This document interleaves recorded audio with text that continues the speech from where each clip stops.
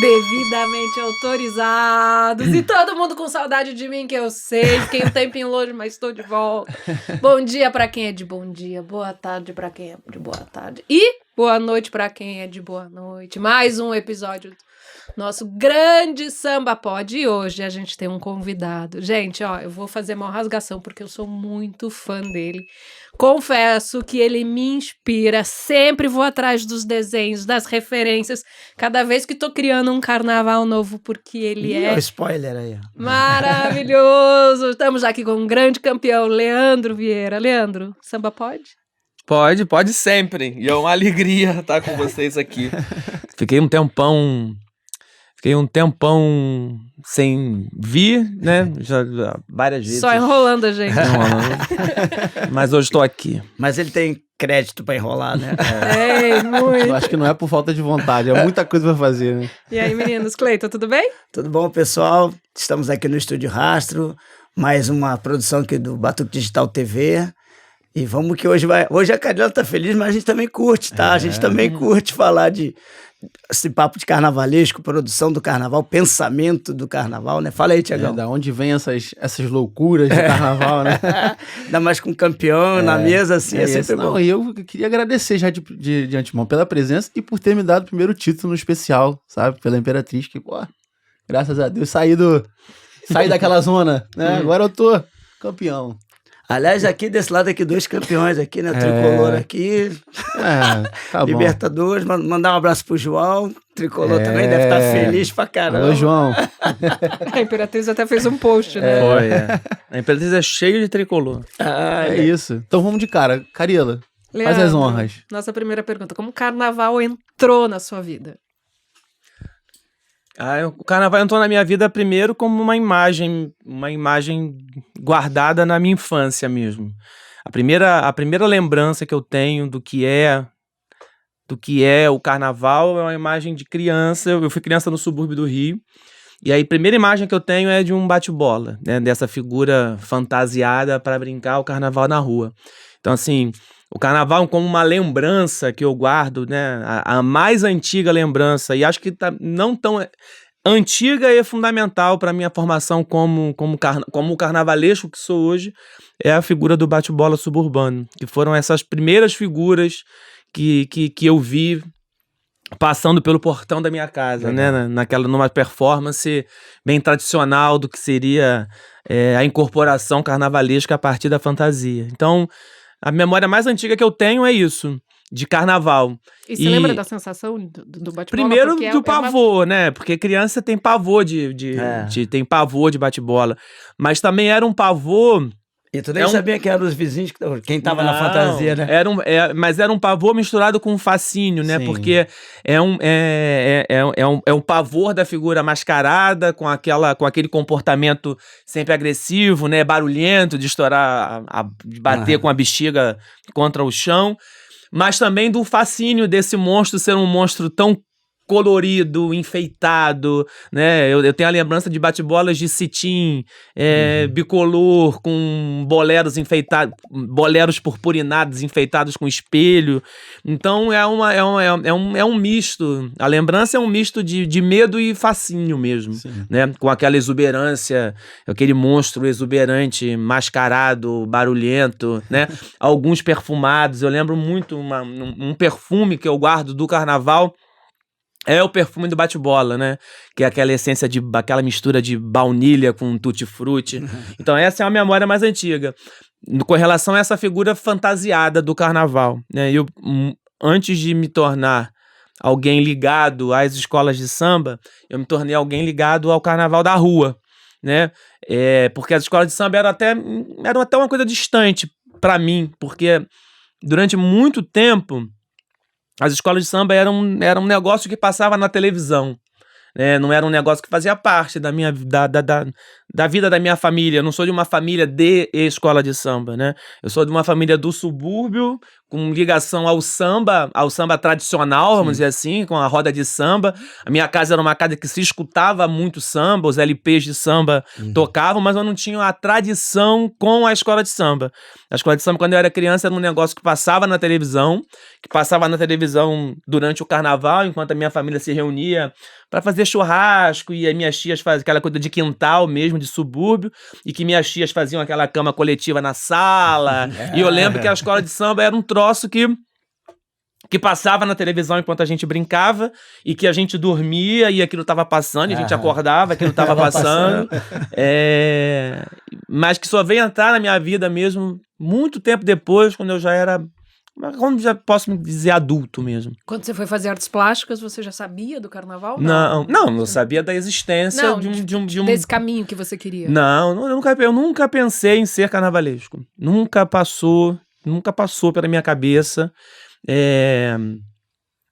Durante aquele período da fase da vida de todo mundo, em que você é questionado o que você quer ser quando crescer, nunca passou pela minha cabeça ser carnavalesco, assim como nunca passou na minha cabeça quando tomei a decisão de prestar vestibular, que ia fazer a escola de arte porque queria ser carnavalesco. Era uma coisa que meio que... Eu entrei na universidade com 17 anos, né? Prestei vestibular. Muito cedo, né, gente? Vamos falar, muito cedo pra decidir o que você quer ser quando crescer. Eu fiz 18 anos já na Escola de Belas Artes. Então eu com 17 anos eu não sabia o que fazia um carnavalesco, não sabia qual era o papel de um carnavalesco, não sabia o que desempenhava um carnavalesco. Eu sabia o que possivelmente faria um artista que desenhava, eu sabia possivelmente o que faria um artista que queria ser pintor e que conseguia vislumbrar alguma coisa dentro disso, mas jamais vislumbrei desenvolver o que faço hoje. E quando foi o ponto de virada?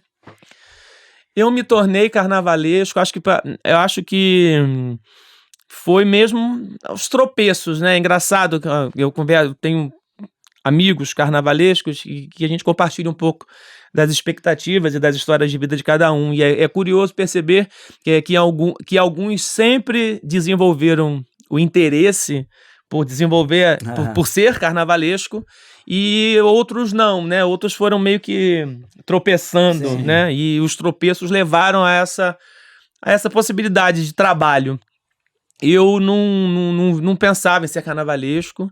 Ainda na universidade, em função... Eu sempre desenhei, eu sempre me entendi como uma pessoa que desenhava, sempre me entendi como uma pessoa que coloria, e acho que fui para a escola de arte em função dessa vocação que era muito perceptível.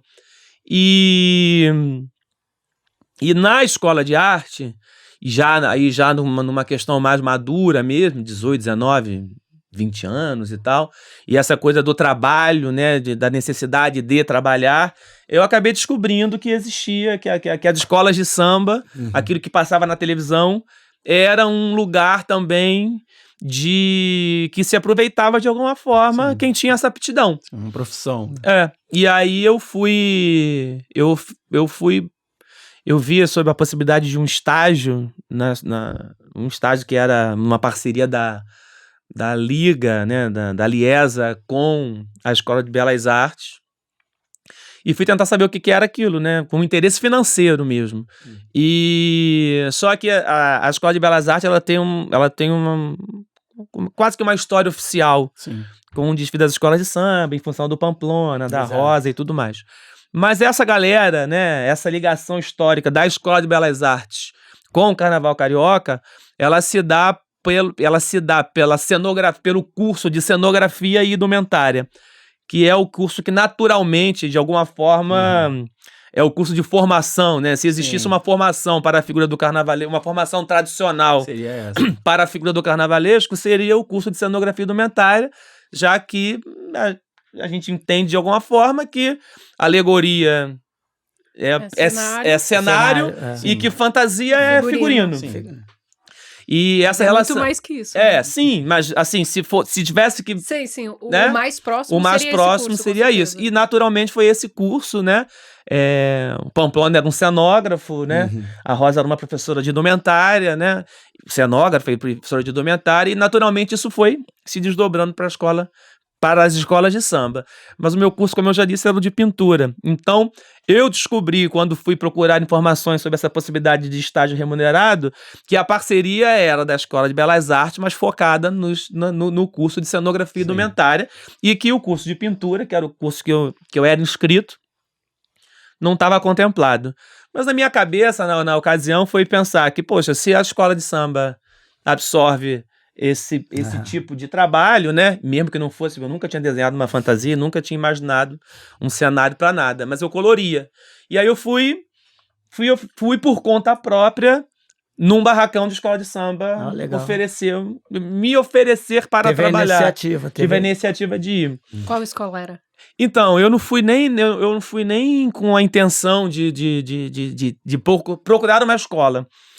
Onde o ônibus me deixou, isso era nos antigos barracões, ali não era na cidade do samba. Sim. Na Binário ali, né? Isso. Na Binária, onde o ônibus me deixou, onde tinha um ponto de ônibus, eu fui. Eu soltei e fui no portão. Eu lembro, em função da própria geografia do local, que ainda hoje existe, os barracões ali, tudo caindo aos pedaços, mas a primeira escola que eu fui foi a Mangueira. Porque era a escola que era a escola de frente em frente ao ponto de ônibus. Eu perguntei ao porteiro se tinha alguma possibilidade, ele falou que não. E aí eu saí da Mangueira e fui ao barracão ao lado. O barracão ao lado era o barracão da Grande Rio. Sim. Na época, o carnavalesco era o João 30. E perguntei a mesma coisa ao porteiro, e o porteiro também falou que não tinha, que não sabia, que desconhecia essa questão. Só que na ocasião que eu estava falando com o porteiro do barracão, veio saindo um funcionário de dentro do barracão. O que eu vim depois saber que é o empreiteiro, né? Que é o cara que é responsável por desenvolver algum trabalho ali dentro. Aí esse empreiteiro viu que eu estava perguntando sobre a possibilidade de trabalho e tudo mais, e disse, você tá querendo trabalhar com escola de samba? Vem aí trabalhar comigo e tal. E aí eu comecei a trabalhar no dia seguinte, fui lá para ver o que era. Achei a experiência assim péssima, era adereço? Terrível, era adereço. Achei terrível, né? Era tudo muito ruim mesmo, assim, né? O barracão era muito ruim, as condições de trabalho. Não que tenha melhorado muito a coisa. Tava pensando nisso. Mas assim, era tudo muito ruim, assim. Era tudo muito, assim, distante do que alguém que pensava que desenhava, que pensava que coloria podia fazer. Ainda assim, eu segui até a conclusão daquele trabalho. Foram meses, poucos meses até, já não era tão distante do carnaval, acho que era dezembro. Sim. Fui até fevereiro, né, final de janeiro, quando a conclusão daquele trabalho se deu. E essa foi a primeira experiência mesmo, a primeira vez que eu entrei no barracão de escola de samba, que vi foi no barracão do Grupo de Acesso da Grande Rio. O carnavalesco era o João 30, dentro daquele cenário, e o carnaval era eu não vou lembrar a data, mas eu lembro do desfile, que eram os papagaios amarelos, um negócio desse assim, que tinha a ver com o Maranhão. Trabalhei num carro que tinha um boi, era uma coisa do Maranhão. 2000 isso. 2000, por aí. E aí, mas achei aquilo tudo muito ruim. Falei assim, cara, isso não é isso, não tem nada a ver com o que eu quero. Mas isso é no começo dos anos 2000, e o começo dos anos 2000 marca um pouco também, assim, muito da minha relação com o carnaval de rua da cidade, né? É um período em que eu não gosto da palavra retomada, mas é um período em que, assim, floresceram alguns blocos importantes, né? Pelo menos importantes para o momento em que eu vivia. É o período em que surge o Cordão do Boitatá, por exemplo. É o período em que alguns blocos de Santa Teresa, como o Céu na Terra, começa a se popularizar e tudo mais. E é um período também, que eu já estou vamos dizer assim, na maior idade, vamos dizer assim. É o período em que eu começo a frequentar mais espaços de samba, é o período em que eu começo a frequentar mais o território do samba da cidade. É o período em que eu me aproximo da Portela, porque a minha família é do Jardim América, então Jardim América, Penha, tudo ali perto, Irajá, Madureira, então É um período em que me aproximo da Portela, muito em função da musicalidade mesmo. É o mesmo período em que a feijoada, essa ideia de feijoada começa a reflorescer como uma atividade... Os eventos de feijoada. E nesse período, inclusive, era um período em que a feijoada era ligada à velha guarda, total. É o período em que... As tias aparecem. E que tem que musicalmente é o período da visibilidade do seu Jair do Cavaquinho, da Argemiro Patrocínio, com os discos que a Marisa Monte produziu, com um disco tudo azul da velha guarda. Então eu me aproximo mais daquilo. E aí é o período em que eu começo a ir assistir. Um dia me chamaram para assistir um desfile de escola de samba no setor 1, e aí eu fui. E é o período em que eu vejo num desfile uma possibilidade de participar dele. Sim. Não mais que eu tinha tomado horror com a ideia de fazê-lo, mas com a ideia de participar, porque aí eu gosto da ideia de... O período da festa, da celebração. Sim. E aí eu fui ser ritmista na Portela, quis desfilar na Portela. O que você tocava? A gente tem 2 ritmistas. Eu tocava cuíca. Eu tocava cuíca e a história é super curiosa, porque eu cheguei lá no ensaio da Portela. Isso eu lembro, porque 2003. Cheguei em 2003 para desfilar em 2004. Aí eu cheguei lá na bateria da Portela, o nome do diretor era o Mestre Marçal. A lua apaixonada chorou tanto. E não sei o Mestre Marçal era... Então, foi depois desse. Na verdade, quando a Portela... Esse foi de 2004, não era esse?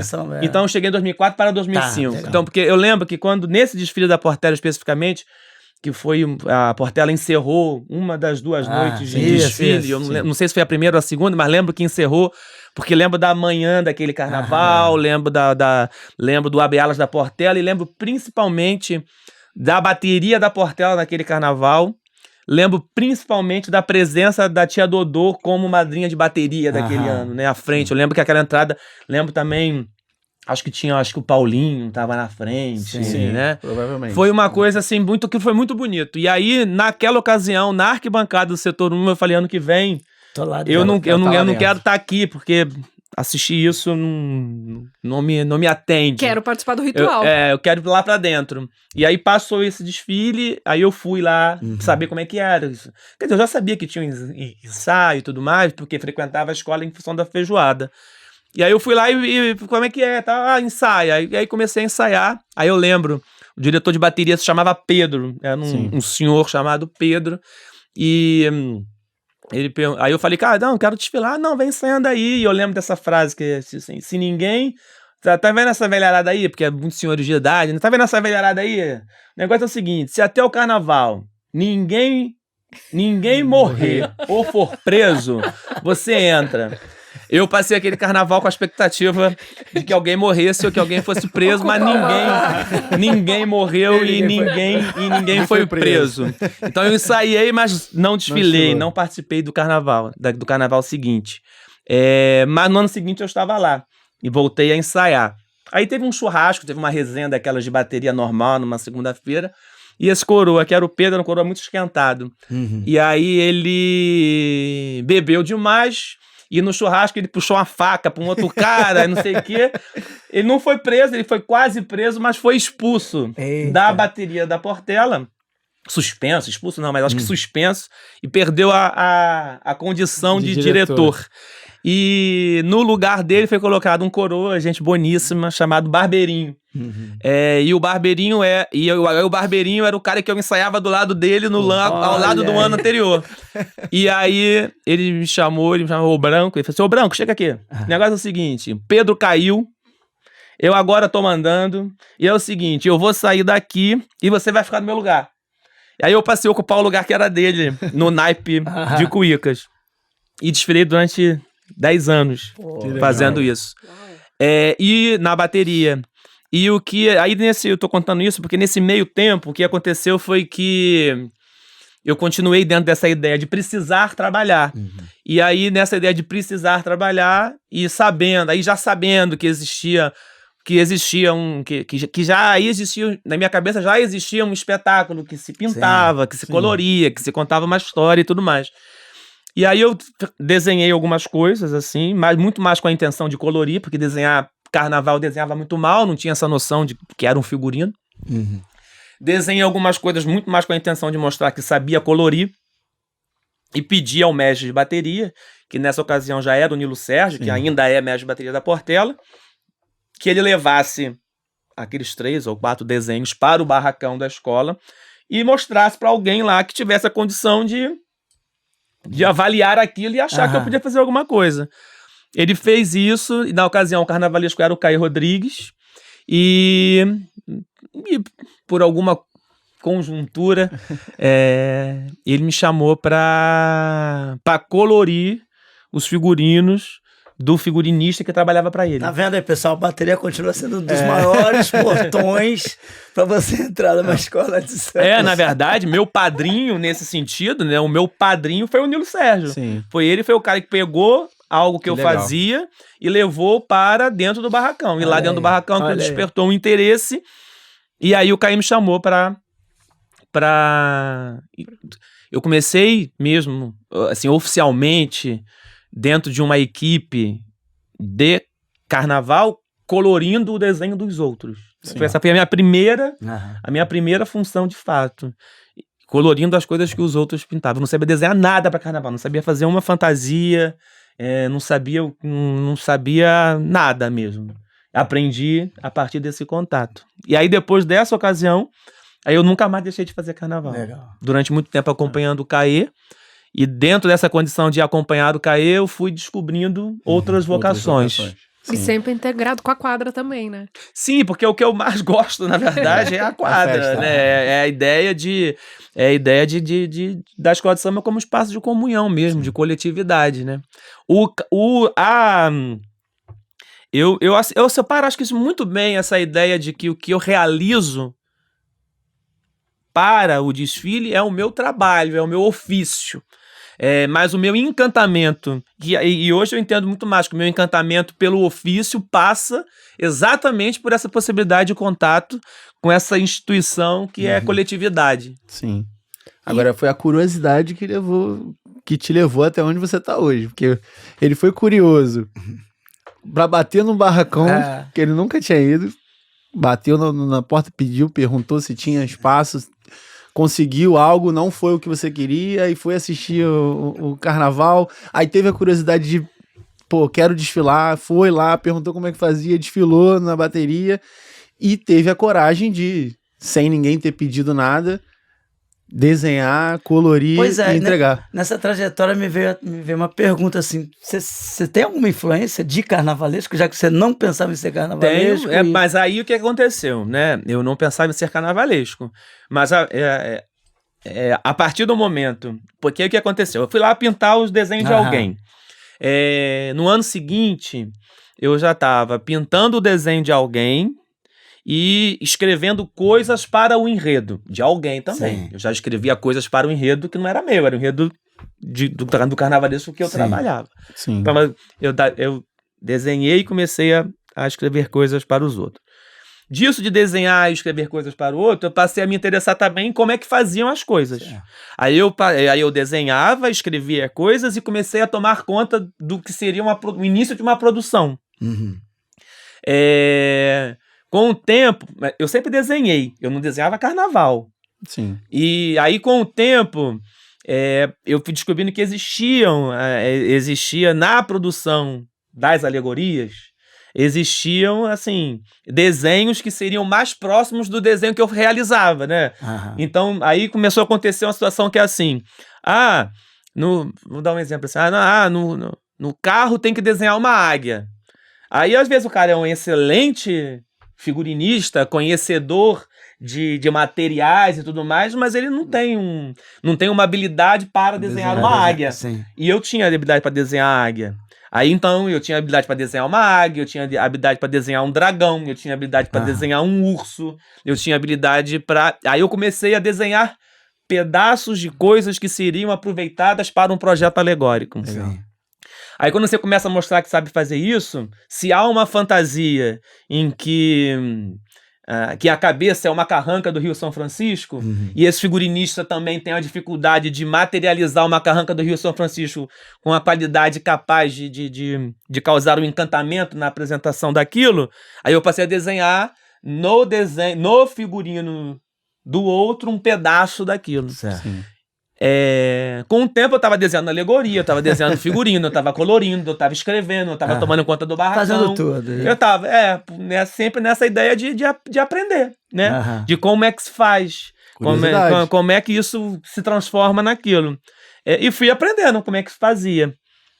Em alguns anos eu já era uma figura que desenhava, que coloria, que escrevia, que pesquisava, que tomava conta da produção, que sabia escolher um material.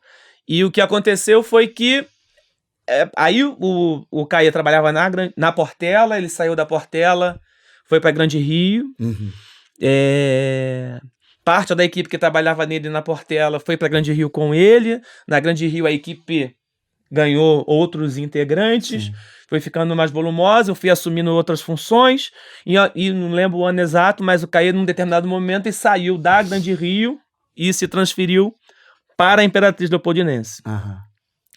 Quando ele saiu da Grande Rio e se transferiu para a Imperatriz Leopoldinense, a equipe que era da Grande Rio basicamente ficou baseada na Grande Rio. E o único funcionário dessa equipe que era da Grande Rio, que se transferiu com ele para a Imperatriz Leopoldinense, foi eu.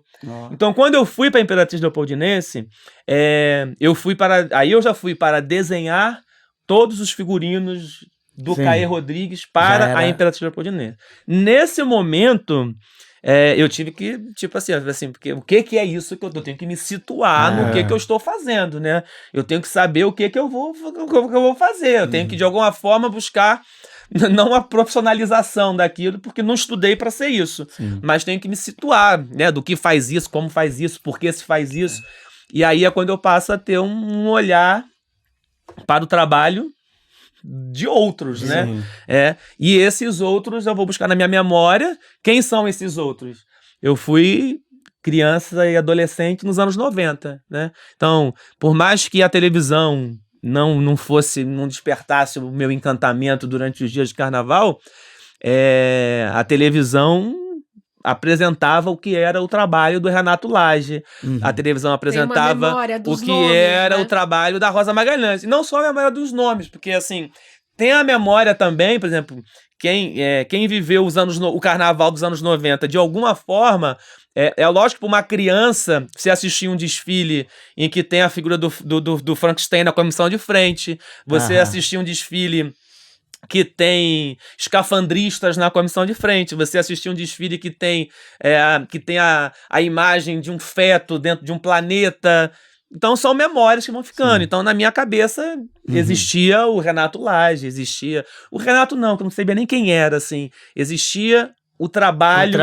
De alguém que atendia pelo nome de Renato Lage. Porque uma dessas coincidências, se eu não estou enganado, o carro do DNA, que projetou assim de forma o Paulo. Foi no ano que você falou que você foi assistir no Setor 1. 2004. Né? Então, de repente, ali pode ser que tenha te dado alguma inspiração também, ou não, ou tu nem estava ligado. Na verdade, eu não estava ligado na plasticidade daquilo. Eu estava ligado mesmo na festa.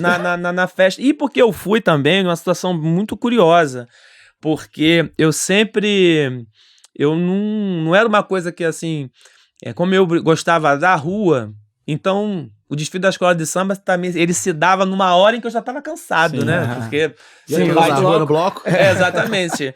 E até que num ano, a primeira vez que eu fui foi em função eu tenho um amigo, eu tenho uma família de um amigo queridíssimo que me acompanha desde a infância, em que eles tinham essa tradição de assistir o desfile da escola de samba. Minha mãe, durante o carnaval, viajava. Ela não ficava no Rio. Ela viajava. Minha mãe sempre trabalhou, meus pais sempre trabalharam muito. Então, o carnaval, para meu pai e minha mãe, era um período de descanso. Mas eu já estava começando a ficar grande, já não queria mais descansar com meu pai e a minha mãe. E aí, num carnaval, meus pais me deixaram sob a tutela da família desse meu amigo. E aí eu fui para os blocos, eles iam para o desfile à noite. E aí pintou lá o ingresso do Setor 1, que era onde eles assistiam. E aí eu falei, vambora, vamos. Aí eu fui, né, foi meu primeiro contato. Foi assim, eu assisti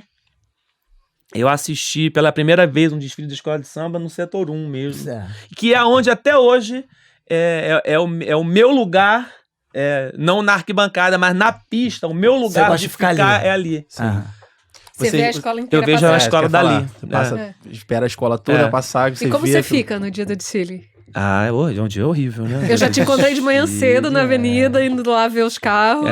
O dia do desfile é horrível. Eu acho que é o pior dia pro trabalho de qualquer pessoa. É Ver muito tudo ruim acontecer, mesmo. né? É porque é um dia. Embora você passe um ano inteiro entregando o trabalho, né? Você entrega o trabalho o ano todo, né? Sim. Você entrega o trabalho quando você conclui um projeto de figurinos, você entrega um trabalho quando você conclui um projeto de protótipo, você entrega o trabalho quando você conclui um projeto de reprodução, né? Quando você conclui 3.000 fantasias, você entregou o seu trabalho, né? Quando você conclui um projeto de alegoria, você entregou o seu trabalho. Sim. Quando você testa a iluminação no barracão, tudo funciona, você entregou o seu trabalho. Então, existe essa coisa que você entrega o seu trabalho o tempo todo, o ano todo, mas você não entrega nada antes do desfile. Então é um dia, é um dia fundamental para que a coisa se dê. E é um dia onde talvez, né, não se pode fazer mais nada ali. Nada. Já tá feito, nada, né? não pode fazer nada. Tem qualquer coisa que você ajeita e tal, mas quando começa, não tem o que fazer. Então é um dia naturalmente tenso, né? Não é um dia bom, né? Claro que eu acho que a hora do desfile, nada interrompe a catarse do negócio. Sim. Mas dizer que é um dia bom não é bom, não. Tu tem algum ritual pra esse dia? Nenhum. E o chapéu? Na verdade, foram coisas. O chapéu, ele foi se tornando. Na verdade, eu tenho um ritual que também foi acontecendo naturalmente. Eu moro na Vila da Penha. E, assim, quando vai chegando perto do carnaval, eu não sei, talvez seja a formação do ritual. Eu tô parando pra pensar isso agora. Talvez seja a formação do ritual. Quando vai chegando perto do carnaval, eu não gosto mais de andar de carro. Porque o trânsito vai ficando muito ruim. Chegar na cidade do samba na semana do carnaval é muito ruim. E fecha, porque 2 dias antes começa a sair os carros, os acessos vai ficando muito ruim. E eu não gosto de andar de carro. Porque o carro também tira um pouco a tua liberdade de caminhar. Então eu começo a andar mais a pé. E começo a desfrutar mais também de metrô e tudo mais. Então, tipo assim, né, nessa semana que antecede, que começa a andar de metrô e tudo mais, você vai também sentindo um pouco a cidade entrando. A cidade vai entrando num outro clima. E eu gosto do clima da cidade, assim. E aí, tipo, nos últimos anos, tem gente que gosta. Lá na Mangueira eles ofereciam ficar num hotel perto e tal. E na Imperatriz também. Boa parte da equipe fica num hotel perto ali para poder chegar mais rápido nas coisas. E eu nunca aceitei, eu nunca curti essa questão. E aí eu fui desenvolvendo essa coisa mesmo de, durante o período que antecede, e tá sentindo a cidade. Então, por exemplo, nos últimos anos, eu só vou para o desfile de metrô. E aí é um momento para mim especialmente bom, né? Especialmente bonito, porque eu naturalmente encontro os foliões que vão vestir as roupas que eu criei dentro daquela expectativa de... Então dá a sensação de que eu tô indo pra festa junto. Isso aí. Então, tipo assim, aí eu pego o metrô na Vila da Penha e você vai parando. E aí, conforme você vai parando, vai entrando aqueles foliões de outras escolas, inclusive. Tá? Então você vai desfrutando daquele clima de carnaval, e aquilo já vai colaborando com uma espécie de energia. Então, eu sempre... É uma coisa que acabou sendo um ritual, porque toda vez que eu penso como vou, eu só penso ir desse jeito. E com relação ao chapéu que você falou, é curioso isso, porque quando o meu primeiro... Assim, eu tenho 2 carnavais com a Imperatriz. E tenho 2 campeonatos com a Imperatriz. A primeira vez que eu fui trabalhar na Imperatriz como carnavalesco foi em 2020, quando ela estava no grupo de acesso. E aí, tava lá junto. E aí o que aconteceu foi que o enredo era o Lamartine e tudo mais. Isso. E eu sempre gostei de me fantasiar para o carnaval de rua e tal. Então eu tinha comprado para aquele ano um chapéu de pirata. E aí fiquei com aquele chapéu de pirata e no dia do desfile, por algum motivo, eu fui com um chapéu de pirata para o desfile. E fui campeão com aquele chapéu e tal. E ficou aquilo um pouco na minha cabeça. Aí eu não fiquei na Imperatriz, foi campeã, eu saí da Imperatriz, continuei na Mangueira, fiz um trabalho, aí fiz um carnaval na Mangueira, um carnaval não tão bem, embora seja motivo de orgulho, porque é um carnaval feito num período complicado, pandemia e tudo mais, que ter conseguido entregar Foi do motivo Jesus? de orgulho. Não, o de Jesus foi junto com o Lamartine, foi o do ano seguinte, Cartola, Jamelão e Delegado, que aí se estendeu, não teve carnaval. Foi pra Abril E tudo mais. E eu não desfilei E aí, curiosamente, eu não desfilei com chapéu de pirata. Aí voltei, aí teve o resultado desse carnaval, fui para a Imperatriz. E aí eu fiquei na minha memória que no meu último desfile com a Imperatriz, eu tinha usado aquele chapéu. E eu guardo as coisas. E aí eu falei assim, cara, eu vou procurar aquele chapéu que eu usei no desfile da Imperatriz. Em 2020, vou usar o mesmo chapéu. E aí usei o chapéu. E aí eu usei o chapéu e fui campeão de novo. Com as moedinhas, já anunciando.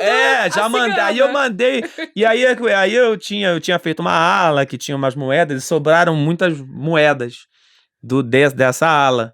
Aí eu pedi pra Glorinha, que é uma pessoa muito querida que trabalha lá na empresa, eu falei, costura essas moedas aqui na ponta. Aí também poucas pessoas percebem, mas tem uns anéis pendurados assim, que eu ganhei, são anéis de pessoas importantes, algumas tias. Esse ano eu desfilei inclusive com um anel que minha irmã tinha ganho do meu pai, e aí eu vou amarrando. Aí eu fui amarrando algumas coisas assim no chapéu.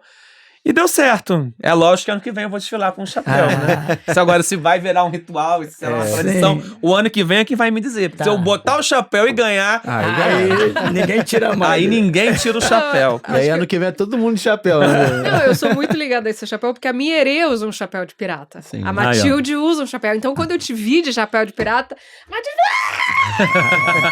Aí eu vi de novo com as moedinhas dos cangaceiros. Aí veio a Esmeralda. Você é um contador de história, né? No fim de tudo isso. Sim. Eu acho que é a melhor... que não é a melhor parte, não. Mas é uma das melhores partes do meu trabalho. É essa possibilidade de contar história, de contar história através de imagens, memórias, lembranças. Não sei se é a melhor, mas certamente é uma das que mais me interessam. Né? E você sente que você tem uma linha na escolha dessas histórias, dos enredos, assim? Então, sempre me perguntaram isso, e eu tive muita dificuldade de responder isso, porque eu não conseguia olhar para o meu trabalho. Enquanto você constrói um trabalho, você não está preocupado, você não está pensando exatamente isso. Né? Mas como você sabe que por exemplo, agora é a Esmeralda? Então, que na verdade, o que acontece, e aí, de tanto me perguntarem isso, sobre a linha, você tem uma linha, você tem uma assinatura e tudo mais, você acaba pensando um pouco mais sobre isso, né? Porque eu acho que as escolhas, elas são intuitivas. Não tem jeito. Mas toda a intuição pode ser justificada. Você é intuitivo, mas algo justifica. Existem experiências pregressas que podem justificar essa sua possível intuição na escolha das coisas, né? Sim. E aí eu fiquei durante algum tempo. Hoje eu tenho 10 desfiles, né? Então, com 10 desfiles, você consegue olhar para o seu trabalho de uma... Com 2 você não olha, com 3 você não olha, com 4 você não olha, com 6 você começa a olhar, com 10 você tem uma quantidade de... Você tem uma quantidade de decisões, você tem uma quantidade de escolhas que começam a apontar para alguma coisa, né? E aí é curioso pensar sobre isso, porque tudo o que fiz até agora, ele guarda um pouco... E aí eu vou falar de novo da criança que fui, né? Tudo que fiz até agora guarda um pouco do chão que eu pisei quando era criança. Eu acho que os meus carnavais, os 10 carnavais, eles passam por a contação de uma história que ela tem muita ligação com alguém que que têm uma lembrança, e não só a lembrança porque ainda moram no subúrbio, mas que contam a história a partir da mística, a partir do corpo, a partir dos interesses que são próprios do subúrbio. E aí, quando eu falo isso, eu falo de baianas que se vestem de Cosme e Damião, eu falo de uma bateria que se veste de bate-bola, eu falo de um Lamartine que é dividido como carnaval de rua, futebol e São João. Eu falo de uma figura de um Jesus, eu falo de alguns carnavais marcados até por uma certa carolice, né? Uma carolice que é chegada, que tem uma visão quase de quermesse, que quase trata a figura, que eu uso sempre muitos santos nos meus carnavais, que tem uma coisa muito de altar suburbano, Sim. de santos, de fachadas de casa, tem coisas que são... uma ligação com a brincadeira mesmo, né? Esse flerte quando eu quis desmoralizar publicamente através do carnaval a figura do prefeito, eu escolhi apresentá-lo como um Judas, que é a lembrança, a maior desmoralização que uma pessoa suburbana pode ter, malhar, você acordar com no seu sábado nome, de aleluia com seu nome no Judas, né? E eu lembro disso porque minha madrinha já teve o nome no Judas, ela quis brigar na rua e tudo mais, então, assim, eu acho que os meus carnavais apontam para um namoro interminável com uma questão suburbana. Carioca, né? Porque, mas acho que carioca suburbana. Meu carnaval eu não tenho um carnaval praieiro, Bossa sabe? nova, né? Eu tenho uma questão com o carnaval mesmo suburbano mesmo, com esses ícones, que são ícones do subúrbio, né? São ícones que passam por uma religiosidade, mas não é uma religiosidade qualquer. É uma religiosidade suburbana. E que se você para olhar mesmo assim, é uma religiosidade que pode ter um tom de um interesse neopentecostal, como é, por exemplo, contar a história de Jesus, mas pode ter um tom católico, como é, por exemplo, o Carnaval de 2016 da Mangueira, pode ter um tom associado a religiões de matriz africana, como é o Besouro do Império Serrano. Então, eu acho que o subúrbio marca demais o meu trabalho. Então, eu acho que se eu tivesse a dizer que tem uma marca para a escolha de algo, esse perfume suburbano permeia quase tudo que faço. Porque o lampião que apresentei é um lampião suburbano, né? Porque a cigana é uma cigana suburbana, porque é uma ideia de... Eu me debruço sobre o imaginário cigano para falar sobre a interpretação dos sonhos e o jogo do bicho. Isso é subúrbio, meu avô jogava no bicho. Eu falo da questão da cigana com o desejo de falar sobre a sorte. Isso é um aspecto muito, muito ligado ao desejo de acertar do suburbano, né? Quando você fala do jogo, da sorte, de livrar-se do azar, de buscar ler uma mensagem zodiacal, né? Você está falando de aspectos que são aspectos que dialogam com a história de um povo, uma história de um povo específico, né? De um território específico. Legal. Então eu acho que até aqui, pelo menos, eu tenho muito disso. Mas só consigo enxergar isso hoje. Eu não consegui enxergar isso quando fiz a Capsula de Pilares em 2000 e sozinha a Capsula de Pilares não me apontava para isso. A Capsula de Pilares com a Bethânia não me apontava para isso. Hoje me aponta, né? Os 3 primeiros carnavais não apontavam. O tempo me apontou para esse entendimento, né? Que hoje eu acho que não é intuição. Que hoje eu acho que é a linha. É a linha que Quase passa a linha. pela minha decisão, né? Para mim, quase que não me interessa se não passar por isso. É porque eu enxergo que tem uma linha muito de fantasia, da brincadeira. E aí você fala quando eu era criança, Sim. pra mim não é quando você era criança, é você sendo criança. Ainda, é a isso- sua criança contemporânea isso também. Se você tem essa análise do meu trabalho, você acessou de fato a intimidade daquilo que eu faço. Porque é exatamente isso. Eu falei aqui um pouco antes sobre contar história talvez não seja é muito bom, mas talvez não seja a melhor parte do meu trabalho. Porque a melhor parte do meu trabalho, sem a menor sombra de dúvida, é a possibilidade de fantasiar pessoas. É a possibilidade de pensar alguma coisa que vai servir como uma máscara de corpo, não é uma máscara de rosto, mas uma máscara de corpo. É a ideia de você mascarar alguém dos pés à cabeça, né? E a fantasia é um pouco isso, é uma máscara que se veste para o corpo inteiro, né? A fantasia é uma calça que mascara, é uma blusa que mascara, é uma cabeça que mascara, é uma capa que mascara. E o que eu mais gosto de fazer no carnaval é isso. É ter a sensação que eu estou sempre diante daquele mesmo bate-bola que me causou o encantamento quando eu tinha 5, 6 anos. E é engraçado, porque isso passa nas fantasias também, né? Que Você bom. sente. Por exemplo, eu fiz o meu primeiro carnaval ano passado, né? Das cangaceiras. E tive 2 alas que eu mascarei as pessoas. Eu fiz umas máscaras de cabra e carcará, de papel machê, pra usar na cara. E a minha figura do Sertão Veiramar era um monstro mascarado também. Nenhuma das 2 eu consegui, Intendente Magalhães, que os foliões desfilassem mascarados. As máscaras Sim. foram pra cabeça, elas não entraram, e o Sertão Veiramar abriu. Então, eu senti que também, lógico, cabaça de tudo, começando, descobrindo, mas tem também um certo... A gente não domina tudo, sabe? Então, a coisa do fantasiar e do mascarar é muito de como você troca também com os foliões, né? Sim, porque o mascarar, às vezes as pessoas entendem o mascarar como cobrir o rosto. Esconder, né? Não é esconder. E mascarar nem sempre é cobrir o rosto, né? Exatamente. Porque mascarar é você ter a possibilidade...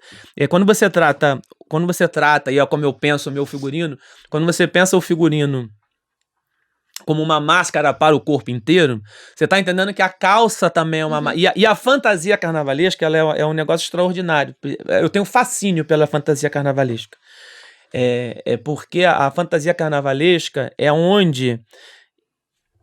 porque assim, quando você vai fazer uma alegoria, a alegoria de alguma forma é vestir ferro e madeira. Eu não me interesso por vestir ferro e madeira, entendeu? Fazer alegoria de alguma coisa é enfeitar ferro e madeira. São coisas assim inanimadas, não tem, eles não se animam com seja lá qual for o trabalho. Vestir gente é completamente diferente. E vestir gente, porque é diferente. Você vai fazer se você for fazer um figurino para o teatro, né? E o figurino do teatro também é mascaramento, né? Você faz uma máscara de corpo inteiro para que alguém viva um personagem. Se você for fazer um figurino para um balé, é a mesma coisa. Você vai fazer algo que alguém vai vestir um personagem. Mas é muito diferente quando você tem, especificamente, e aí eu falo isso com a maior alegria, que a qualidade das pessoas que eu visto é uma qualidade extraordinária. É uma qualidade de pessoa extraordinária. Porque essas pessoas que formam a maior parte das escolas de samba são populações periféricas, são populações que o acesso a determinadas culturas são negadas de uma série de formas, né? E eu acho que boa parte dessa população ela inventou um jeito de viver melhor e encontrou no carnaval essa maneira de viver melhor. Então, essas pessoas não são qualquer tipo de pessoa. Então, quando você cria algo, e a fantasia carnavalesca no meu trabalho é isso, algo em que você fornece a essas pessoas a possibilidade de roçar com a ficção, a possibilidade de vestir um personagem, você tá primeiro desfrutando dessa condição que é maravilhosa. Eu tenho fascínio por ver uma concentração lotada de gente fantasiada, né? E quando você vê a performance dessas pessoas com a sua fantasia, isso é quando eu acho que é quando o meu trabalho atinge a plenitude. Aquele desenho ganhando vida. Mas também tem essa questão de você da fantasia ser a possibilidade de ficção, de brincadeira, de um aspecto lúdico que quase sempre não tem. né? Eu visto pessoas que tiveram a infância roubada por questões que todo mundo já conhece. Você imagina, a história dessas pessoas são pessoas que tiveram que trabalhar muito cedo, não? São homens e mulheres pretos que tiveram todas as negações possíveis, que não tiveram boneca para brincar, que muitos tiveram realmente a infância roubada. Quando você imagina a alegria que você pode proporcionar para pessoas que tiveram a infância roubada, a possibilidade de brincar com um manto fantasioso, que é um tecido que se joga sobre o corpo. Então isso é mágico demais. Eu acho que o carnaval só é carnaval porque tem gente fantasiada para brincar. Se não fosse, era ferro, pau e prego pintado, desfilando. Não, eu ainda me considero um cara de sorte, porque eu venho há alguns anos já que eu venho com o Lolo, desfilo com o Lolo desde Curicica e antes, né? E o Lolo achou em mim aquele cara que ele bota na frente da bateria. Um fulião mesmo. E eu visto o personagem que a bateria... O Lolo não tava maravilhoso fantasiado esse ano? Não é diferente? E o Pete não tava incrível fantasiado esse ano? Porque o mestre de bateria tem aquela coisa meio também caretona, que quer no carnaval. Exato. Ele quer botar o blusão, ele quer botar o terno. E eu falei, cara, vamos fantasiar. Então, aí o Lolo me botou pra fazer o triângulo da bossa, que esse ano foi uma dos grandes chamarizes da bateria, aquilo que a gente fazia na frente e tal. E eu já gosto de vestir personagens, então a gente de cangaceira. Meu irmão, eu desfilava o tempo todo. Eu tava, já nos ensaios técnicos, eu já fazia aquela dancinha, batia o pé, fazia aquela coisa. Que aí é exatamente isso, tu tá mascarado, a gente tava todo mundo ali de cangaceira, a bateria incorporou, apesar... Gente, ó, esse é o cara. Tinha muita gente, fantasia tá quente, não vou aguentar, a gente medo de desmaiar. Mas, mano, o carnaval é aquela hora ali, cara, eu não gosto de reclamar de fantasia, não. Eu quero estar bem vestido, quero representar bem, eu gosto disso, sabe? De estar... E pra mim, foi um dos sucessos da bateria, foi isso. A gente tava bonito pra caramba, tocando bem pra caramba. Eu acho que um dos sucessos do desfile da Imperatriz, né? Porque se você parar pra... o que justifica uma escola que tava 22 anos sem ganhar... ter ganho e tal, sem grandes expectativas. Não era uma expectativa que a Imperatriz ia ser campeã do carnaval.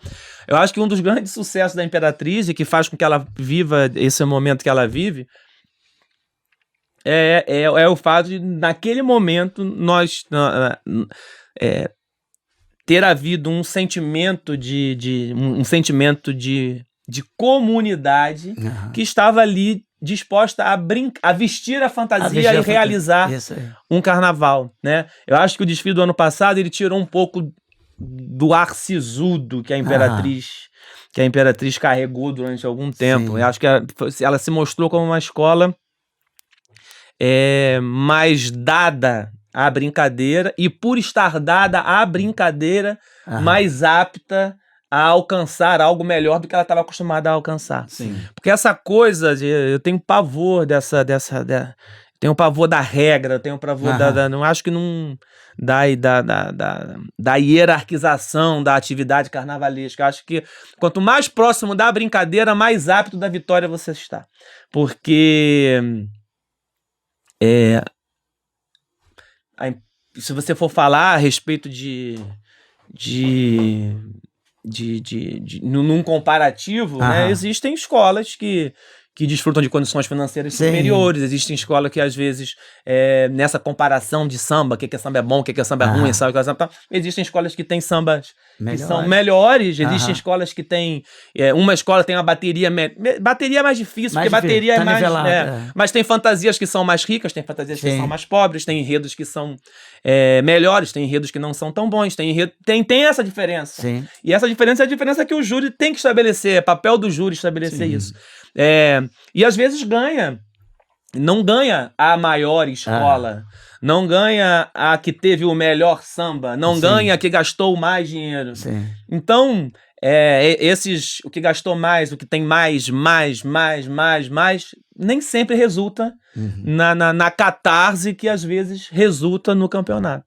E geralmente é a cartaz que ganha, né? Geralmente é a catarse que ganha. É difícil conter a catarse. E a catarse não é de quem... Eu lembro um desfile... catártico, assim, pra gente falar do trabalho dos Sim. outros, é o desfile do Tuiuti de 2018. A gente já falou algumas vezes aqui. O desfile ele junta o trabalho do Patrick Carvalho, ele junta uma excelente bateria, ele junta o trabalho do Jacques Vasconcelos, ele junta o samba do Moacir Luz, junta tudo. Foi a que mais gastou? Não. Foi a que tinha as fantasias mais bonitas? Não, mas tudo isso vira detalhe perto do que acontece na No pista, desfile, né? Pra mim, em 2018, o Tuiuti tinha que ter sido campeão. Foi quase. Isso não tira o brilho. Sim. Quer dizer, tira um pouco, porque eu aprendi com o Renato Lage que disse assim, os outros podem dizer que você é bom, mas bom mesmo para o carnaval, só quem ganha. Ele fala isso, né? Que isso é... de alguma forma é verdade. Que as pessoas te respeitam por causa disso. As pessoas te pagam melhor por causa disso. As pessoas querem trabalhar com você por causa disso. Né? O bom que não ganha para muitos presidentes, o bom que não atinge resultado para muitas diretorias não é tão bom quanto o mais ou menos que ganha.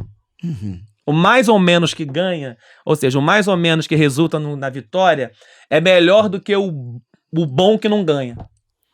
É verdade. É porque é como se mede, né? Os resultados, tudo é... Aliás, a gente chama... O passe, né? Como a gente fala sempre, né? O passe do futebol. No futebol, então, eu ia falar exatamente do futebol, isso porque a gente viveu essa semana exatamente isso, que é um discurso do Diniz, né, do Fluminense, que ele ficou muito tempo taxado, tinha um trabalho bom, mas não tinha resultado, né? E ele nas entrevistas coletivas falava isso, não, pra mim eu sempre fui um vencedor, continuo sendo o vencedor que eu sempre fui, que é vencer pra ele era o método de trabalho, né? O resultado vem. Mas se ele trabalhasse no carnaval, tava fora. Ele não teria ganho a Libertadores. Pois é, mas é interessante isso. E o carnaval, a gente vive falando dessas semelhanças com o futebol, né? Como tem especialista de tudo no carnaval, né? Tem gente que sabe de tudo. Mas tem especialista de tudo no mundo. Né? Eu acho que não é no carnaval. Assuntos. Para todos os assuntos, há um especialista de plantão no Twitter. Pois é. Eu queria que você falasse um pouquinho mais. Agora, estamos sabendo bastante dessa tua... Eu fiquei curioso para saber, assim, como que da tua formação técnica do cara que sabe colorir, e eu sei que você falou, começou a aprender do trabalho dos outros, mas quando que você também se enxergou, assim, criando, botando no papel as tuas... Como é que é esse processo de aprendizado nessa parte? Lógico, a gente tá sempre aprendendo, mas quando você entendeu, cara, pegou essa confiança e vou com tudo. Eu acho que eu não peguei. Eu acho que até hoje eu não peguei essa confiança, porque fazer todo carnaval é sempre desafiador mesmo. Você fica... Porque tem uma coisa também no carnaval que é diferente de outras atividades artísticas, que outras atividades artísticas não são julgadas quando apresentadas, nem são colocadas em comparação para gerar um ranking que vai dizer o primeiro lugar, o segundo lugar, quem é um décimo superior ao outro, quem é que fez uma fantasia que mereceu 40 pontos, quem é que mereceu 39,9, quem é que 39... Então você fica nesse jogo de uma criação que vai ser julgada e que vai ser transformada em pontuação. Então isso coloca qualquer pessoa que trabalha com isso numa condição mesmo de insegurança, né? Mas essa segurança também é boa, porque essa segurança também ela é combustível para, né? o exercício da criação, né? Mas com relação a essa questão quando eu comecei a fazer isso com 2015 eu era muito inseguro na Capixaba de Pelé. 2016 eu era mais inseguro ainda. Porque eu fui pra Mangueira com pouquíssima experiência, então assim, eu era super inseguro. Mas eu ganhei. Aí o campeonato dá uma certa segurança, porque o campeonato valida uma... não, eu fiz um negócio que assim deu certo. Aí, 2018... eu cometi o erro de ter me debruçado... Não, eu ganhei em 2016.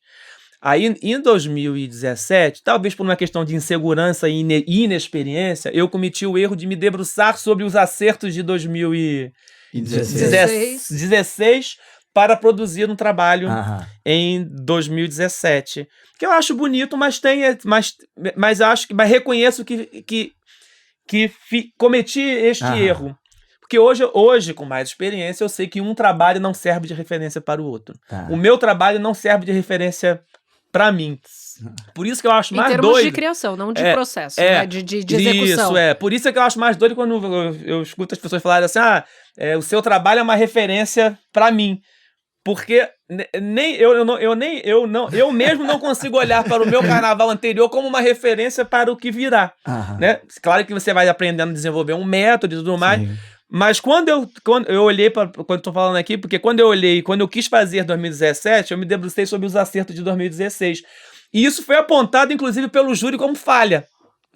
Né? Repetir os costeiros, porque eu peguei o que achei que dava mais certo e fiz. Cabaço fazer isso. 2018, que eu acho que até hoje é um dos meus, talvez junto com o do Império.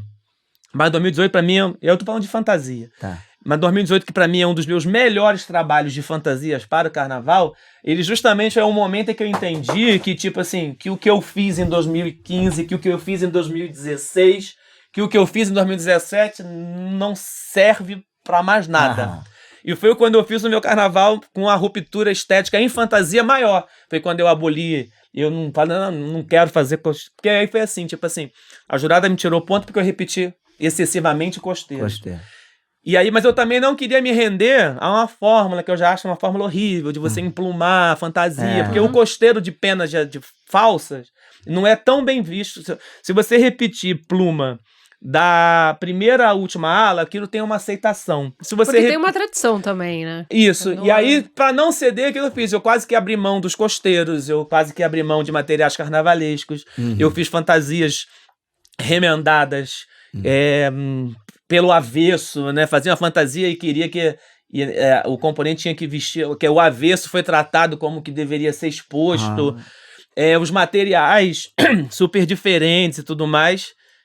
E aí eu entendi que as coisas anteriores não servem. E aí foi quando eu fui. Aí em 2018 eu me senti super seguro, porque inclusive fui nota máxima. E aí veio 2019, já foi uma outra maneira de fazer. E aí eu fui mudando isso de fazer, né? O jeito de fazer. Então eu acho que, embora é claro que é possível você apontar semelhanças na construção de fantasia, de carnaval, que eu acho que isso é super importante, né? Você vê um trabalho de um artista que você não sabe que foi ele que fez, é uma coisa muito ruim para um artista, né? Você olhar o trabalho de alguém e não identificar o criador por trás daquilo, ou uma referência, ou essa construção estética, ela é importante. Mas mesmo para os artistas como eu, preocupados com a linha estética, preocupados em não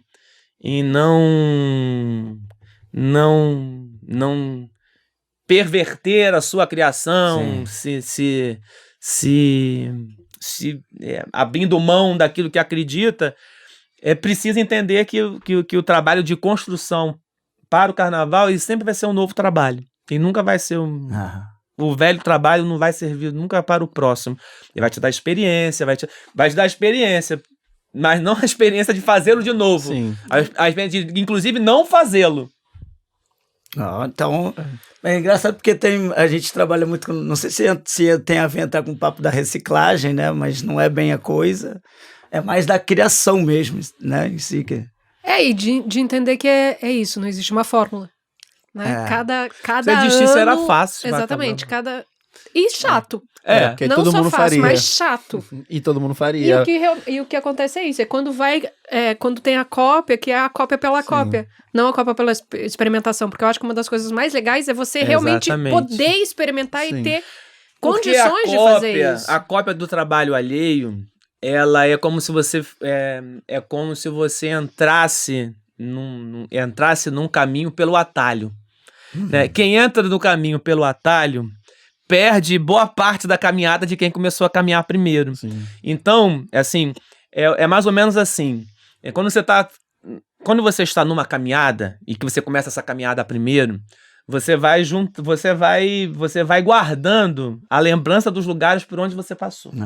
E quando você passa por um outro lugar, quer dizer, mais adiante, você vai passar por um outro lugar. Mas você passa naquele próximo lugar com a lembrança dos lugares que você passou antes. O cara que pega a tua caminhada pelo atalho, ele perdeu a caminhada que o antecede. Então ele não vai saber Sim. o que você já viu e nem o que você pode fazer com o que você já viu. Ele vai a partir dali seguir uma caminhada. Mas ele só vai ver o que ele caminhou a partir dali. E aí tem muita diferença quando você caminha desde o princípio e quando você entra pelo atalho. Porque quando você chega no fim, você tem uma caminhada inteira e sabe o que fazer com a caminhada. Quando você só tem parte da caminhada, quando você chega no fim, às vezes você tem que voltar lá de onde você chegou Perde muito mais tempo. pro começo. E aí é perder tempo demais voltar na caminhada. Sim. Por isso que essa ideia de construção artística individual, ela é uma ideia, para mim, sempre será uma ideia de caminhada, né? E não é uma caminhada, na verdade não sei se é caminhada, mas acho que é meio quase que um subir escada, né? Que às vezes as pessoas acham que é uma rampa, né? E não é uma rampa, é uma escada mesmo, né? Que a rampa você sobe o tempo todo, né? A rampa você vai estar sempre subindo. A escada não. A escada às vezes você vai ficar um tempão num degrau e aí você pula um pra subir. E às vezes você fica um tempão em outro degrau, caminhando pra frente, mas como parar pra frente, mas parado naquele estágio, pra depois subir outro. Então, tipo assim, esse exercício é pra quem tá disposto e pra quem tem fôlego, né? Pra quem se encontra também nele, né? Sim. Porque tem gente que não se encontra nele. E nesse processo você mete a mão na massa? Muito. Nas experimentações? Você gosta de... Gosto. Adoro, inclusive. Eu não sei. Eu sou o meu figurinista, eu sou quem desenha minhas coisas. Você corta, modela? Eu não corto e modelo, mas acompanho o tempo todo o corte e a modelagem. Eu sou o chefe dos meus protótipos, eu sou o chefe da reprodução, eu sou quem eu tomo conta do quarto andar, eu sou o cara que escolhe o material, eu sou o cara que compra, porque eu gosto do processo. Nossa, como você dá conta? Porque gosto. Por exemplo, eu nunca... Gente, é muito. Eu nunca, por exemplo, eu coordeno a reprodução das minhas fantasias. O coordenador do quarto andar do Barracão da Imperatriz sou eu. Coordena a equipe também? Coordena a equipe também. Entendeu? Trabalho pra burro, trabalho pra caramba. Quem vai na rua escolher o material que vai ser feito da fantasia sou eu. Quem vai comprar as coisas sou eu. Porque eu gosto, acho que é isso que faz o exercício. E as escolas te possibilitam isso, né? Porque tem escola que não possibilita isso, né? Que controla um pouco mais relação com o fornecedor. Por onde eu passei, eu fui assim. Será? Desde a Capsula de Pilares, pelo Império Serrano, Às vezes são no as grupo pessoas especial, na escola. no grupo de acesso, eu sempre fui assim. Hoje na Imperatriz é exatamente assim. Não, isso é bom porque te dá o controle mesmo de tudo. É né? bom porque te dá um certo controle, mas é ruim porque também te sobrecarrega. Mas no momento eu não estou... No momento, eu acho que assim, eu me olho ainda como um artista que está se descobrindo. E você não se descobre, você não sabe para onde você vai se você... delega demais aquilo que faz parte da sua criação. Porque assim, eu não estou interessado com uma série de coisas. Eu não estou interessado com a mecânica do carro, eu não estou interessado com a hidráulica do carro, eu não estou interessado com... Tirar o carro do barracão. Tirar o carro do barracão, entendeu? Eu não tô interessado se a escola tá cantando, eu quero ir para cantar. Agora se a escola tá cantando, se tá evoluindo, se não tá, eu quero cantar, eu quero dançar. Eu não me preocupo com o que não tá na criação. Mas, por exemplo, camiseta da escola. Não quero nem saber disso. Camiseta da você que logo faz do arte. enredo. Não quero nem saber. Isso aí eu acho... Tem que apresentar e tudo mais. Aí, faz qualquer camisa aí. Bota o símbolo da escola. Porque isso não tá no meu processo. Rede social. Tô fora. Não quero saber de nada. Comunicação. Tô fora. Não quero saber de nada disso. Agora, fantasia de carnaval, eu quero saber da linha ao dia em que vai ser entregue na mão do componente. Sim. Fantasia de carnaval, eu quero saber da linha e quero decidir como o componente vai receber aquela fantasia no barracão. Qual a espessura do saco transparente que vai estar Se tem que botar num saco preto, se tem que botar num saco transparente, se o saco tem que ser um saco pequeno, porque se botar num saco grande a cabeça vai amassar. Isso vai passar por mim. Sim. Se a alegoria... qual é a peça que vai ser de encaixe, qual é que não vai ser de encaixe, qual é que vai ser no caminhão, porque isso é processo artístico, né? Isso é arte, isso é o meu trabalho. Falando em alegoria, você tem uma característica de fazer, geralmente elas um pouco menores, né? Eu gosto de fazer alegoria menor porque o protagonismo São as pessoas. são as pessoas. Então é da minha natureza. Eu tenho pavor do gigantismo alegórico. Eu tenho pavor de 3, 4 carros acoplados, não sei o que lá, porque quando você vai aumentando isso, é por isso que eu tenho pavor da iluminação, da dita nova iluminação da Marquês de Sapucaí. É porque eu acho que coloca a nova iluminação, uma iluminação que pretendem que seja realizada, é uma iluminação que prioriza a cenografia. Ela não prioriza o sambista, ela não prioriza o componente de ala. Então, eu acho que até por uma questão de inteligência, se o meu trabalho brilha mais e na questão da fantasia, eu não posso apagar a luz para a comissão de frente se apresentar e colocar à sombra a performance do sambista que vai no chão. Não posso. Isso não entra na minha cabeça. Até porque não é um bombódromo, né? Que só tem um ponto de vista. É ruim essa iluminação eu acho essa iluminação eu acho que essa iluminação para o show talvez seja boa, né?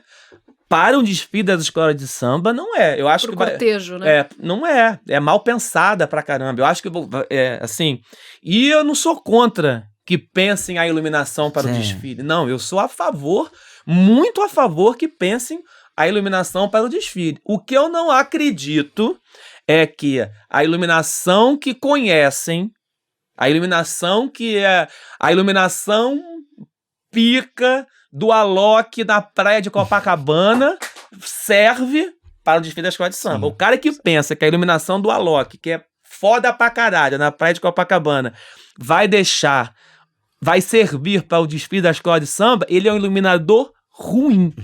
Ele é um iluminador de uma solução só, né? E sem a menor aptidão para entender o que é um desfile da escola de samba. Então, enquanto houver uma iluminação que vai colocar o sambista no escuro e vai priorizar a alegoria, que é a cenografia, porque luz é cenografia, isso não vai ser bom. Eu não quero, porque a Imperatriz, ano passado, eu fui lá, super bem com a galera da iluminação da Marquês de Sapucaí. Aí ele falou, qual vai ser a iluminação que você quer? Eu quero o seguinte, quando a Imperatriz entrar, acende a luz.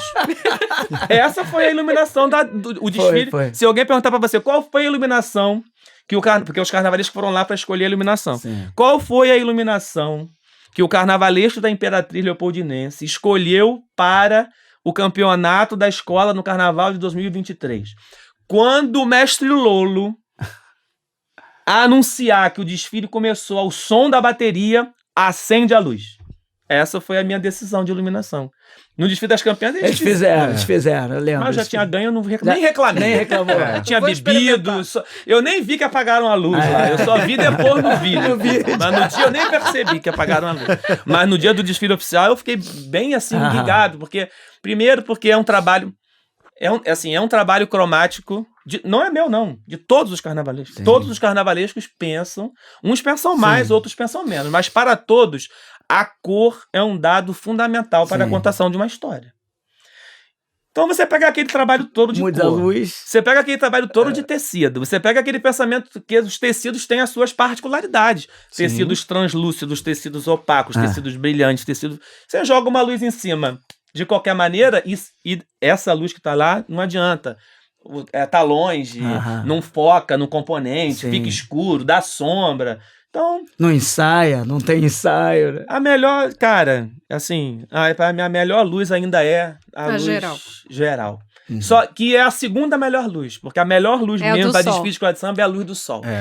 Essa não tem igual. O dia que conseguirem fazer uma luz superior à luz solar para iluminar um desfile de escola de samba, esse cara, iluminador, vai ter todo o meu aplauso. Porque a melhor luz, a luz mesmo, parece que o sol é o melhor parceiro para os artigos carnavalescos. Porque é o sol que faz o espelho...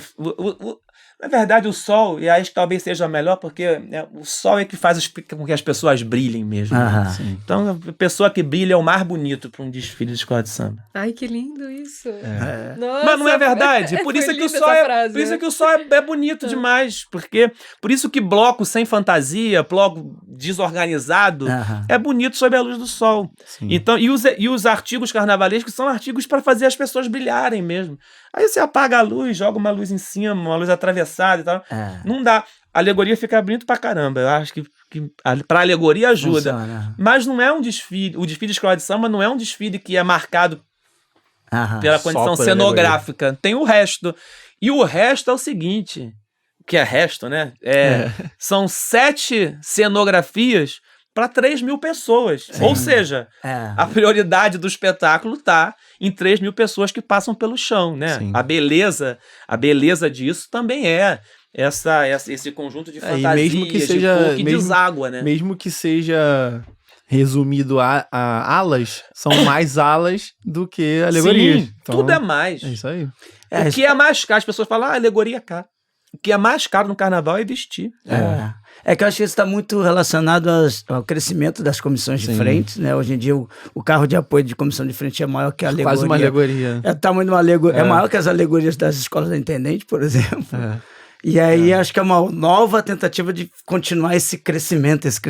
Então, né, que algumas escolas utilizaram disso. Na hora que tem algumas que tem um espetáculo, eu entendo que tem um espetáculo com mais cenografia, com uma maior necessidade cenográfica. Na eu comissão acho de isso, frente. eu tô falando isso também aqui, eu até parei pra pensar. Aham. Eu acho que é o seguinte, eu não tô querendo ser a regra, não. Não, eu tô mas eu falando acho só da maneira como eu penso o meu. Mas tu mudou a maneira de eu pensar também, porque eu curto essa coisa na comissão de frente, mas realmente no desfile todo, você apagar os componentes, você apagar uma... Então, mas eu acho que isso são experiências porque assim, eu sou um artista. No grupo especial tem mais 11. Eu ia falar 11, mas tem mas as tem mais, duplas. isso. Tem mais, que pensam diferente de mim. Sim. E que bom que pensam diferente de mim. Porque o grande barato mesmo do desfile, que eu acho que isso é legal, o grande barato mesmo é a escola tal vai apagar a luz, a outra escola não vai apagar, a outra escola vai acender, a outra escola vai fazer aquilo. E eu acho que isso mostra a pluralidade de quem está pensando o negócio. Legal. Então, quando eu falo a respeito da luz, eu estou falando só para o meu carnaval. Aham. Que atende, certamente, existem artistas que diferente de mim, tem uma certa preferência pela alegoria. É natural que uma pessoa que tem uma certa preferência pela alegoria tenha uma tendência a achar que o processo de iluminação baseado numa cenografia favorece o espetáculo dele. E tem outros que são diferentes, tem outros que estão no meio termo e tudo mais. Então eu acho que isso que é o barato, é você ter essas múltiplas possibilidades Sim. de apresentar um espetáculo. E os experimentos também, né? Porque Sim. isso vai mantendo essa arte viva, né? Porque dá certo, dá errado, funciona, Exatamente, não funciona. um ano, não funciona, aí vai pro outro ano, faz diferente. Então essa coisa também de ter todo ano, de você poder experimentar. Sim. Isso também faz você poder se arriscar um pouco também, né? Sim, certamente. Você se arrisca muito? Eu me arrisco bastante. Você imagina que num ano... Acho que sim. Eu me arrisco bastante. Pergunta retórica. Num ano em que foi possibilitado a luz, eu fui na contramão da luz. Sim. Claro que meu coreógrafo, em algum momento, Marcelo Mizarite, falou, vamos usar, bababá. Eu falei, cara, não vai dar, infelizmente. Não vai ser dessa vez. Não vai ter teatro de sombra na comissão. Esse não vai dar. Mas tem que ser, tem que peitar, né, cara? É o que tu falou. Tu E acredita deu no seu certo. trabalho. Vai dar certo sempre? Sei. Pode ser que alguém vai fazer algo maravilhoso com a luz e bababá. Mas eu acho que essa ideia da luz, como a ideia da alegoria, né? Desfile, abertura foda, é a abertura que tem 3 chassis acoplados no abre-ala. Não sei. A Mangueira 2019 ganhou com um chassi só, talvez fosse o menor carro do desfile da escola.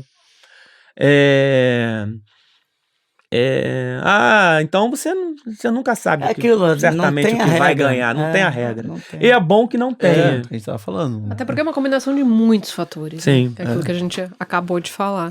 Mas querendo ou não, a alegoria ela impacta, né? Pelo tamanho, pela proporção e pelas esculturas também, porque você fala um chassi, mas é uma escultura incrível de um passista rodando num ângulo maravilhoso. Né? Essa coisa do desenho também, da qualidade das tuas esculturas pelo teu desenho, impacta muito também, que eu acho que dá conta dessa dimensão. Não é que eu não gosto de fazer alegoria. Os balões do Lampião indo pro céu. Eu acho, inclusive, que esse meu desfile da Imperatriz, as alegorias brilham muito. Muito, muito, muito, muito. Mas, porque eu acho que é isso, não é? Eu não gosto. A alegoria faz parte do desfile da escola de samba e eu trato ela com muita... É porque eu não sou aquela pessoa, assim, eu não acho primeiro, por não gostar da regra, eu analiso o desfile como um todo. Não acho que não dá para ser... não dá para ganhar com a comissão de frente e o resto fudido. Sim. Não dá para ganhar com as alegorias incríveis e as fantasias cagadas. Não dá para ter um abre-alas foda e o último carro ser uma merreca. Não, entende? Então eu acho que tem que ver, assim, eu acho que... Não dá para gastar o dinheiro todo no drone, né? Claquete nesse momento. Eu acho que, assim, que não é nem gastar, não é só a questão de gastar o dinheiro. Sim. É de gastar também a inspiração, é de gastar o empenho, porque que acho que é isso, porque ganha o todo mesmo. É muito melhor. Sim. Eu fico feliz pra caramba quando vejo pessoas compartilhando, por exemplo, o meu carnaval de 2023. O de 19 também. Né? Por exemplo, de 2019, o Abre Alas não é o carro mais comentado, não é o carro... É bonito quando a lembrança de um desfile seu é o carro 4. A lembrança do seu desfile é o carro 3. A lembrança do seu desfile é a fantasia da Baiana de Cosme e Damião. A lembrança do seu desfile é a roupa da porta-bandeira. A lembrança do seu desfile é a roupa que você vestiu a ala das crianças. A lembrança do seu desfile é a performance da bateria. Sim. É bonito quando... Porque a lembrança vai ser sempre... A lembrança não pode ser o que gastou mais, o que custou mais caro, né? Sim. Sim. Por isso que o carnaval é incrível. É complicado. Nossa, Mas é isso. Ó, já estamos mais... Falei pra caramba, né? Não, que bom. Imagina, tá com 1h30 quase, né? De passar rápido. É sério? 1h30. A voz aqui, o Dani já avisou, Cleiton, 1h30. Velacinha. Velacinha. Leandro, vamos lá. O que a gente pode esperar para 2024 na Imperatriz? Difícil, essa pergunta é difícil. O que pode esperar para 2024? Eu acho que a Imperatriz ela tá envolvida eu tô vivendo um momento da Imperatriz que é um momento feliz da escola. Eu sempre acho que quando você junta muita gente feliz assim, quando você junta muita gente alegre assim, o resultado disso é sempre festivo mesmo. Sim. Porque é muita gente alegre, muita gente festiva. Então assim, eu tô vivendo uma Imperatriz que tem a voz do Pete de Menezes, eu tô vivendo uma Imperatriz que tem o Mestre Lolo cada vez mais assim, mais exuberante na sua performance musical. Sim. Eu tô vivendo a Imperatriz que tá assim, de namoro mesmo, de começo de namoro, né? Que é aquela parte mais gostosa do namoro, desse flerte com a sua comunidade muito mais alegre, muito mais envolvida. Eu tô vivendo um momento da Imperatriz em que a presidência da escola entende a importância dessa coletividade, né, do trabalho coletivo. Todo mundo sabe que a Imperatriz é uma escola financeiramente organizada, mas a Imperatriz sempre foi uma escola financeiramente organizada, né? A Imperatriz que caiu para o grupo de acesso é a mesma Imperatriz financeiramente organizada, né?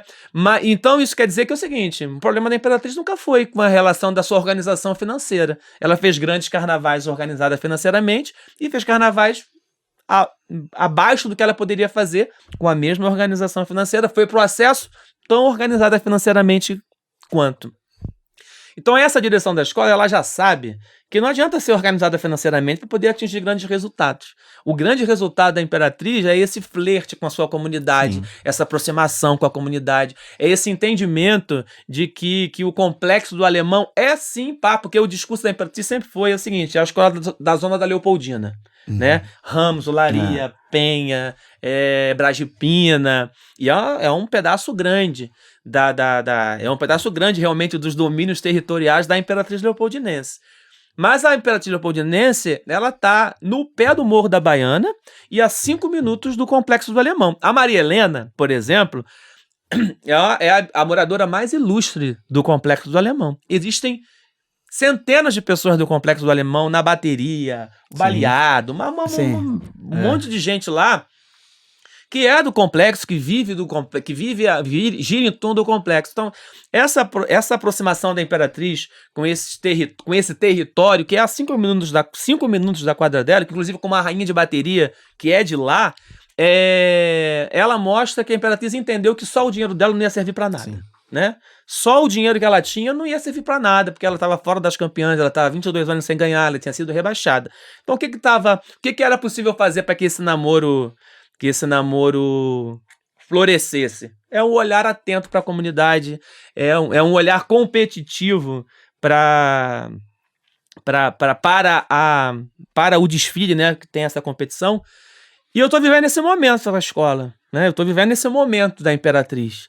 E eu acho que o que dá para esperar da Imperatriz é o aprofundamento dessa relação. Eu acho que a Imperatriz do ano que vem será uma Imperatriz melhor do que a que passou, porque o namoro está cada vez mais firme, né? Está cada vez mais forte, está cada vez mais... assim, tá no começo do namoro, então assim, o tesão da galera tá lá em cima, Tá né? quente. A gente viveu isso, né, nesse ano, né? Foi incrível, assim, não foi só porque ganhou.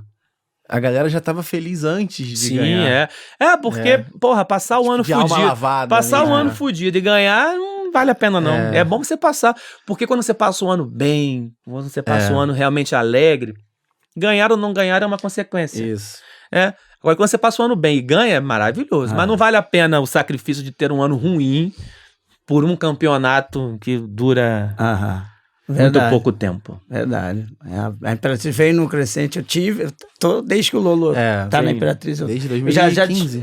Eu já tinha desfilado antes na bateria da Imperatriz, mas aí voltei com o Lolo e tô direto. Então a gente foi lá embaixo, voltou e tudo mais, mas começou a ficar diferente, né? A coisa já voltou diferente. E tamo junto aí. Com certeza. Tamo lá ano que vem. Bom, e pra gente finalizar, quem você acha que devia estar aqui sentado nessa mesa com a gente? Renato Lage. Renato. Já veio? Não. Tem que trazer o Já coroa pediram aqui. também. Tem que trazer o coroa aqui. Porque o Renato, ele pra mim especialmente, acho que pra muitos carnavalescos da minha idade, ele é uma referência muito grande na produção do imaginário do carnavalesco na cabeça da minha geração. Ele é um cara que eu não preciso dizer que ele tem história pra caramba pra contar. E eu acho que ele é um cara, assim, é um cara genial. É um cara genial mesmo, que por motivos diversos, esse ano não tá no negócio, né? Isso é motivo de tristeza. Acho que um carnaval sem o Renato Lage, não só com o Renato, porque eu tô falando, eu acho que carnaval sem algumas possibilidades de pensamento artístico é um carnaval mais pobre, né? Acho que o carnaval sem a Rosa Magalhães também é um carnaval mais pobre. Mas eu falo especialmente do Renato, porque o Renato é uma referência mesmo no sentido de produção artística. A lembrança de um desfile de escola de samba, a imagem de um desfile de escola de samba que eu tenho é uma imagem que o Renato Lage produziu. Sim. Então eu acho que eu gosto de ouvi-lo falar. Legal. Bom. É isso, Renato, tá convocadíssimo, viu? Obrigada, Leandro. Foi um prazer essa nossa conversa. É isso. Obrigado pela presença, obrigado pelo título. Que a gente tanto comentou aqui ano passado. Já sou campeão do especial, graças a Deus. Parabéns pela sua trajetória e, cara, sucesso. Tá? Obrigado. Que sejam outros e outros carnavais que virão pela frente. Tomara que eu te dê outro título. Tomara. Bicampeonato, pô, imagina. Gente, lembrando que estamos aqui no Estúdio Rastro, produção Batuque Digital TV. Dá aquele joinha, né? Se gostou, aposto que vocês gostaram desse papo aí. Segue a gente aí nas redes. E, irmão, sucesso, mais sucesso. Todo mundo aqui, a Carila só que falou, mas todo mundo é teu fã aqui. Que bom, fico feliz. Então torçam por mim. Estamos aguardando curiosos aí. Valeu? Vamos, e aqui a porta tá sempre aberta. Obrigado. Tamo junto. Isso. Valeu. Valeu. Tchau, gente.